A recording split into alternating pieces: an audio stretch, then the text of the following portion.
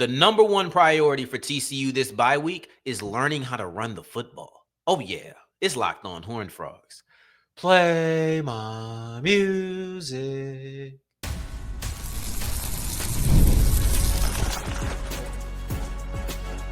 You are Locked On Horned Frogs, your daily podcast on the TCU Horned Frogs. Part of the Locked On Podcast Network, your team every day. What's going on, family? Welcome back to another episode of the Locked On Horned Frogs podcast. And I, of course, am Darrion Gray, a.k.a. the Mouth of the South. Thank you for going on this journey with me. Make a Locked On Horned Frogs your first listen of the day every day. And remember, just because the mic cuts off does not mean that the journey's over. It just means it's time to follow me on Twitter at South Exclusives. Starts with an S.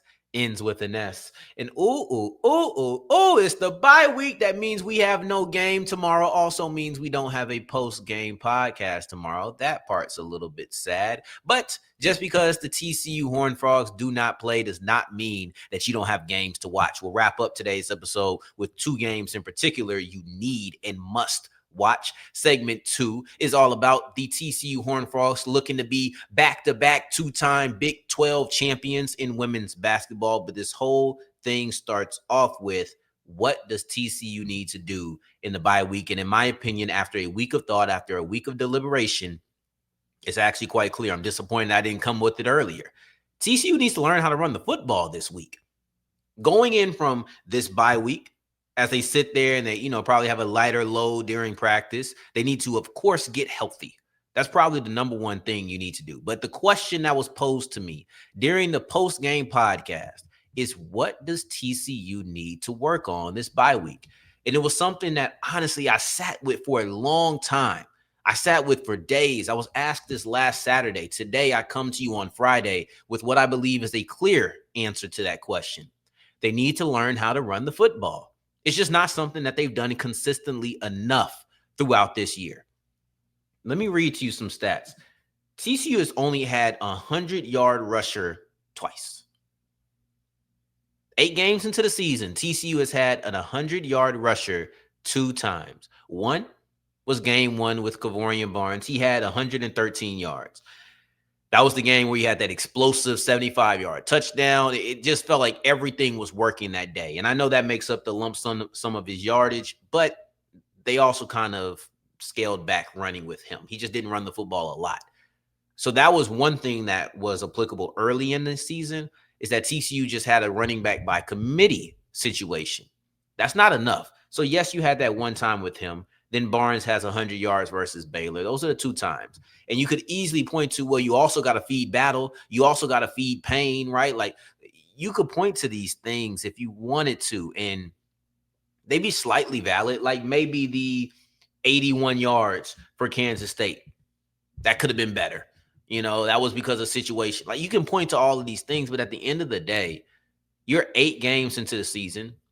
You have basically 2/3 of the season as a sample size at this point, and you are the worst statistical running team in the Big 12.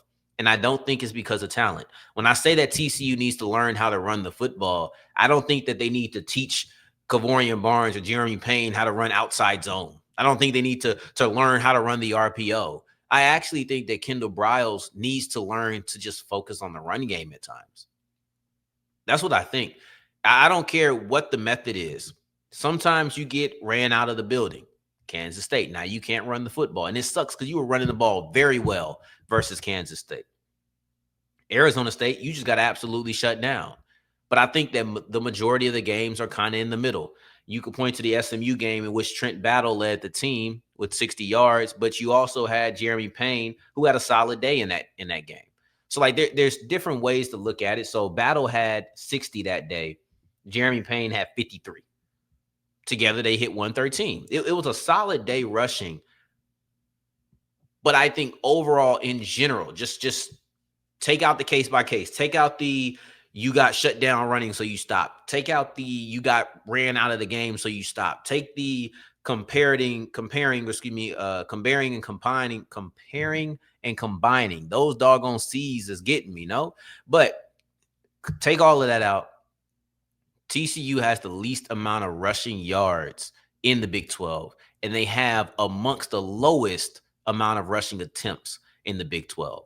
If there was one thing that I wanted TCU to figure out, if it was one thing that I wanted TCU to really hone in and work on, it'd be running the football. Whether that's running it more effectively so you feel the need, so you feel kind of obligated to run more frequently, whatever it is, I think you have talent on this team. Maybe you just need to get healthy on the offensive line. That's probably the biggest question mark on this squad, the offensive line. So if you figure that out during the bye week, you get healthier at that position group. I don't know.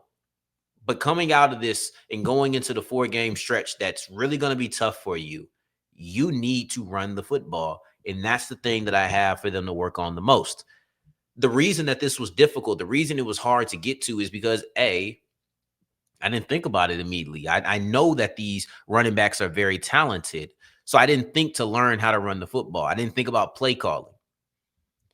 But also, the truth of the matter is the thing that TCU needs to work on is not something that gets solved in a bye week. Yes, I can point to running the football because I think they need to do it more frequently. I love their running backs. But the thing that TCU genuinely needs to work on to meet the standard that fans have for them is just consistency through 60 minutes. And that's not something that's going to be solved in a bye week. That's something that you're going to have to work on every day. It's something you got to show in those 60 minutes. Because at the end of the day, I think there's been too many close calls. I think there's been too many ebbs and swings. I think there's been too many large gaps that turn into wins for the opposition. There's been too many large gaps that turn into close games. Like, it's too much of that. But TCU just needs to learn how to finish. Because if they finish against Arizona State, that game against Kansas State was just a loss. It just was what it was. It was not a good game. It was not overly competitive. You were playing catch up and you never quite caught up. But against Arizona State, that was a game that you should have won. Feel how you want to feel about the Kansas State game. I just think you got beat. But you should have beat Arizona State. You had a nice lead. You got down to the fourth quarter in crunch time, and the ball was in your star quarterback's hands. You're supposed to win that game. You win that game, you're looking at a one-loss TCU. You're looking at a team that's talked about dramatically differently. These road game woes that we make such a big deal, they're non-existent. We're talking about a team that is, if you run the table, you beat UH. You just looking at beat UH or beat BYU. That's how much this whole thing changes. If you are a one-loss team, if you just beat Arizona State, the fortunes of TCU feel dramatically different. You feel like a trip to Arlington is right on the table. Right now, it feels like a long shot. And it's something that we will talk about on Monday's episode. Remember, if you have not dropped comments that you want to talk about, if you have not DM'd me, if you're not tweeting me, I would love to do a Monday mailbox. I really would, but I have to have the questions. I have to have the statements to talk about. That Arizona State game, like I said, was the big difference maker. You need more consistency out of the Horned Frogs. That's the reason it was tough. I couldn't come on here and just tell you, well, they need to work on consistency. That's not how it works. It's not. I think consistency is a mental thing. I talked about yesterday, I believe, the road woes and just feeling like, okay, a shooter who's having a bad shooting day, you see a free throw go through and you feel good, and it's that good. I'm telling you, that's that good stuff right here. All right. I'm sorry. That's that good stuff. That's that vanilla spice. I need it, man. My throat feeling bad. I know I just jumped off topic real quick, but my throat is kind of feeling bad. I came in, I was like, man, I need to get some tea before I start this show. But anyway, back to what I was saying. Consistency, finishing, closing out games. These aren't things that you can fix in a bye week. These are things that you have tried to plan for. These are things you tried to prepare for throughout your entire season. And so far, you haven't done it. And I think it's kind of like being a shooter with a bad shooting day. You just need to see the ball go through the hoop one time. And maybe that's what you did against West Virginia. So you feel like that road woes, those road monkeys, you finally got it off of your back. Okay. You got to show the closing. You got to show it. You got to show it. And I think that could mentally allow you to move on and develop more consistency. Maybe you just got to see yourself do it one time. But moving forward, we're going to pivot off of football, and we're going to go to women's basketball, who they definitely know how to close. They closed so well. They got that ring last year in the Big 12, and they're predicted to do it again. Let's get into all of that as we continue with Locked On Horned Frogs. Today's episode is brought to you by FanDuel, and FanDuel is the #1 sports book for the NBA, for the Locked On Podcast Network, for everything in between. Let's say that you just got into your favorite team's game and it's already halfway through the second quarter, and they're in a deficit that you did not see them coming into. You felt like they were good favorites. You felt like they were going to win this game. And matter of fact, your confidence isn't shook. But those odds are, you go ahead and pick out FanDuel. It doesn't matter if you got there before the game. It doesn't matter if you got there with 10 minutes left in the fourth. You have live game betting that everybody can take advantage of. All you have to do is pull out this here cellular device, go to FanDuel. And if you're new, put on a $5 bet. Something simple, something easy, something Steph Curry related, right? You know he's going to hit those points. $5, it hits, you get $300 back in bonus bets. So now you can get a little bit risky, whether you're going with live game, like I mentioned, or pregame, player or team, or maybe even a same game parlay. FanDuel is the place that you need to play. Go to FanDuel right now and make every moment more. As we continue rolling on today's episode of Locked On Horned Frogs, I appreciate you for making this your first listen of the day. Every day for your second listen, make sure you're checking out the Locked On Big 12 Squad Show and the Locked On Big 12 Show, both of which heavy content. We're talking about playoffs. Playoffs? Yeah, I know. And we'll get back to that in segment 3. Right now, though, we're talking about TCU women's basketball. And they know a little bit about postseason play. They know a little bit about success after the regular season because they won it all in the regular season, Big 12. They took that ring. Then they came into the tournament and they took that ring. Well, they're expected to do it again, right? Of course, TCU feels like they're going to do it again. Of course, people connected to the school feel like they could do it again. But the coaches around the conference feel like they could do it again. Now, this is interesting to me. So, TCU won the Big 12 for the first time ever. First time, and I think the last time they won it was about a decade and a half ago. Talking Mountain West era. So TCU women's basketball wins their first ever Big 12 championship in a regular season or in the postseason. You knock them both off. And they're predicted to do it again for the first time. Once again, they are projected to be the regular season and postseason Big 12 title winners for the never happened. That's never happened either. So last year was the first time they won it. This year, they're predicted to do it again, which is also a first time. I hope that timeline added up. That just felt like first time, and talking about the same things. It was strange. But anyway, after a season in which you made it to the Elite Eight, this is the thing. TCU's unique blend of change and continuity is the reason why the prospects are so high for TCU. And I know. For me to sit here and tell you that TCU women's basketball is expected to succeed because of change and continuity kind of feels like a contradiction. But I would also say that's the essence of college athletics. Not contradicting, but change and continuity. It's about how much change can you endure and how much can continuity anchor you. And in my opinion, there's a lot of change. But the one man that is continuous is Coach Campbell. And that is the rock. That is the foundation. Of course, there are some players that have stuck around from last year's team. But for the most part, and we're going to stay on stars today. We'll talk about other players, but we're going to focus on star for star today. And coach. I don't know if you necessarily call coach a star, but, Coach Campbell is here.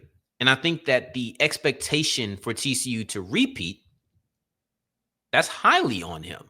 Of course, you went and got a superstar in the transfer portal in Olivia Miles, but you also have a coach in Coach Campbell who is going to keep this boat steady. You have a coach who brought in a player like Olivia Miles. All right, that's enough of that. We're going to put the tea to the side now because I can feel it getting cold. We're going to heat this joker back up when I get off, though. Anyway, I don't think that TCU should just be looked at as a given that they're going to repeat. Like, I don't think it's just, well, they won last year, so we're just going to throw them back in now. When you lose a player like Haley Van Lith, that's a different conversation. That's something that makes an impact. Matter of fact, the majority of the players from last year's team are gone. You lose your top 3 scorers, the only 3 average double digit scorers that you had on the team. You lose that. You lose a lot of size, right? Like, but you replace a good amount. I was looking at an article that said basically who won the transfer portal for women's basketball, and TCU was at 3, I believe. UConn was 1. I think LSU was 2, and TCU was 3. UConn was for sure 1, and maybe I got TCU and LSU flip-flopped, but I'm pretty sure it went UConn, LSU, TCU. But you're in the top 3 regardless. Does it really matter between 2 and 3 on where you specifically land? I don't think so. It just a matter that, or it shows that you won the transfer portal this year. You got a big time recruit. So you go from losing Haley Van Lith to gaining Olivia Miles. And when you get Miles, now you feel good because you lost a star and you got a star. You lost somebody who was a first round pick and you got somebody who could have been a lottery pick last year. Let's see, where did Van Lith end up falling? Let's see, WNBA draft. She ended up being the number 11th pick. So she was the 11th pick in the draft. And I think a lot of people thought that Olivia Miles, if she had declared, would have went higher than that. So now you're just trading one top 10-esque-ish, right, in that range for another top 10. And people think she might even go top 5 this year. I think I've seen ESPN has her projected to go top 2, matter of fact, behind Lauren Betts. You got a star. And you don't have to ask Coach Campbell how he's going to do it. He knows exactly how he's going to use her. And he says this: she's going to be the ball dominant kid. She's going to get the usage, and all of our actions will run through her. And it should. It should. She's the type of player who can facilitate. She's the type of player who can score. She can do it all for your team. She genuinely can. And let me run down some accolades, if you don't mind, as we talk about exactly who Olivia Miles has been and who you are getting for TCU. 3-time All-American, 3-time first-team All-ACC, 2-time Nancy Lieberman Point Guard of the Year Award top 5 finalist. Last year was the Naismith Award semifinalist. Darrion, we get it. No, you don't. Last year, ACC K-Yao Scholar Athlete of the Year, Player of the Year, runner-up in 2023, Dawn Staley Award finalist in 2023. You get it? No, you don't. Twice named to the Wooden Award national ballot, 3-time Wooden Award watch list, 3-time Lieberman Award finalist, 3-time Lieberman Award watch list. Then you got the Naismith watch list 3 more times. You got the academic team. You got the player of the week. You got the player of the week nationally, not just in her conference, right? You get it. At this point, I think that the accolades do speak for themselves. There's only so much that you could talk about. But if I stepped into a room and I told you, this is the player, this is her resume, you would say, we got her? You don't need to ever watch Olivia Miles take a single dribble on a court to understand the type of player that you're getting. You're getting a player that is in conversations as the best point guard, a person who leads all active Division I players in assists, double-double machine, triple-doubles, you get them all. This is a player who is an impact for your team, and you're going to see it early November. You're going to see it early November. I think that these accolades speak for themselves. There's no more that I can even say if you're not familiar with their team. And when you have, with their game. And when you have a player like that on your team who's going to be very ball dominant, you're going to go as she goes. So on her off nights, and she's going to have them, she's going to have her off nights. You're going to have other people who can step up and pick up the slack, but you're probably going to go as she goes. But when she's on, which most times, 9 out of 10, 8 out of 10, she's going to be on. TCU's going to be scary. They made it to the Elite 8 last year. It's not easy. It's not. I don't want to come here and give projections. Trying to predict what people are going to do in college basketball, men's or women's, stop it. Stop it. It's not happening. But This is something to monitor, how far you can go with this player leading your team. And I think you are in line for another deep run if everything goes well. Another thing that you got in addition to going star for star, right? So a great way to describe the trade-off that you had is you lose Haley Van Lith to the NBA draft, but then you get Olivia Miles out of the transfer portal. So you go star for star. That's a great trade-off. And then you also lose a lot of size. And you brought back 4 players who are 6'7" or taller. You have one freshman who's 6'8", right? Like you have size again.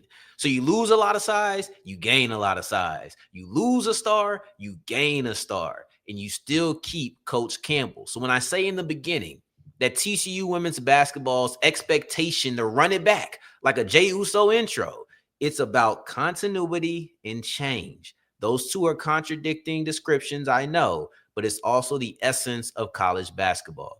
TCU women's basketball has overseen a lot of change, a lot of turnover, but the one man who is still there is Coach Campbell. He is the rock. He is the continuity. He is the one who will lead this new ship to further sails.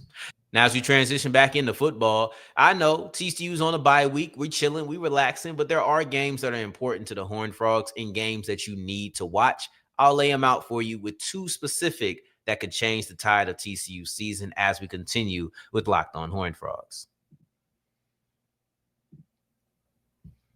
Today's episode is brought to you by Mazda, and Mazda crafts cars for those who do more than just simply move, right? Mazda delivers confidence with every ride. With more IIHS, Top Safety Pick Plus awards than anyone else as of August 2025, you already know that you're going to get from where you're trying to be or where you are to where you're trying to be with absolute comfort because you also have style to go along with it. So it's not just the comfort of knowing that you're secure, it's the comfort of feeling comfortable. I'm talking about when you touch that Japanese craftsmanship with the Napa leather upholstery, you're going to feel like you're sitting in a couch the way you just sink. Oh, it feels, I feel like I'm on a road trip trying to put my hoodie on, get comfortable and go to sleep. I'm just imagining being in that Mazda ride and it feels like a nice nap in a car ride. But like our players, we sweat every detail because when you make the impossible become irrelevant, you can make every moment more. Mazda, move and be moved.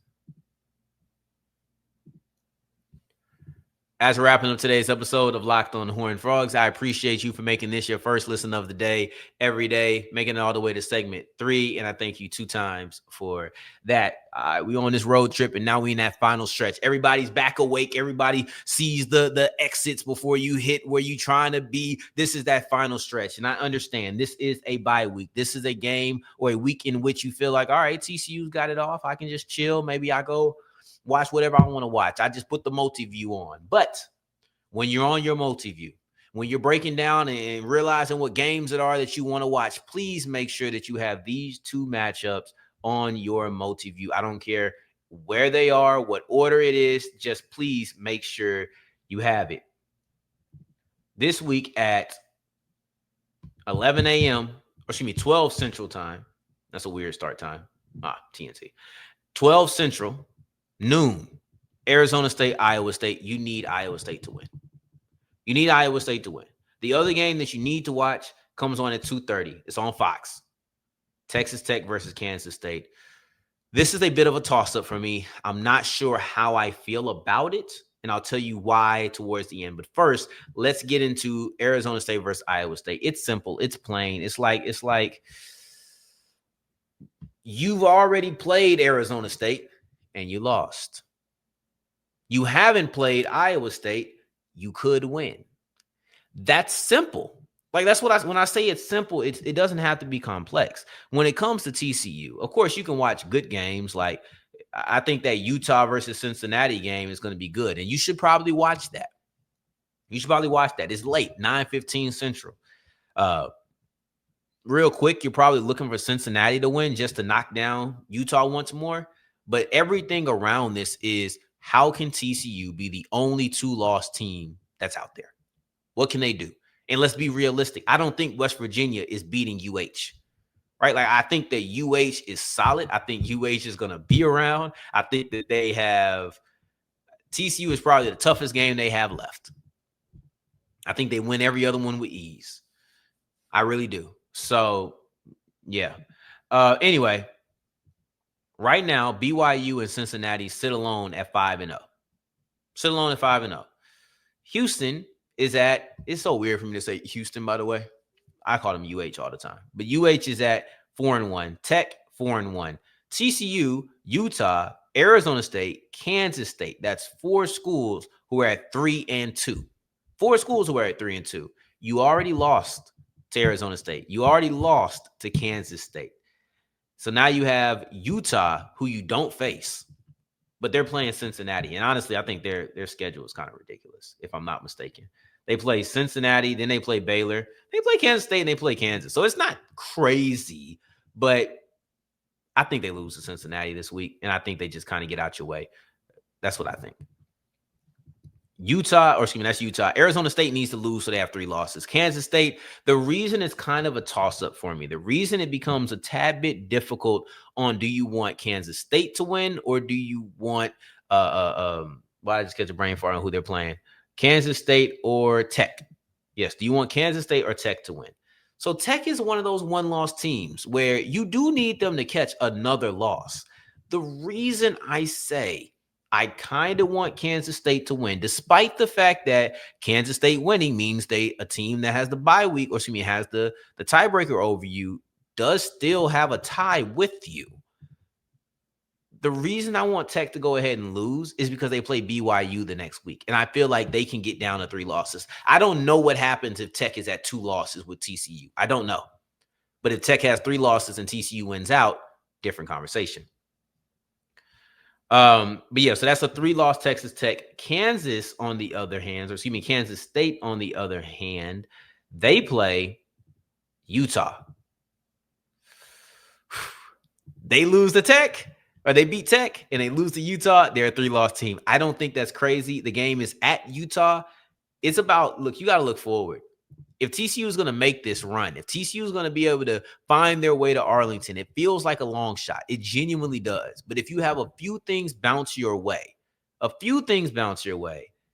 not the craziest thing in the world. And it's actually what we're going to look to a little bit deeper on Monday. Now, it's the last day of Breast Cancer Awareness Month. I'll probably keep my bandana up here. But yeah, I wanted to acknowledge it. I have the pink up here, and a lot of times October ends and people just say we're done. Now, am I going to keep this pink up here all day, every day? No, but I kind of like it.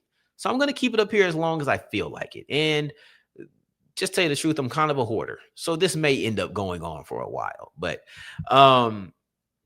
last day of Breast Cancer Awareness Month. If you are a survivor, love to you. If you're fighting the battle, love to you. If someone you love or care about is fighting the battle, love to you, and prayers to everyone who's had to deal with that. So we're going to move forward.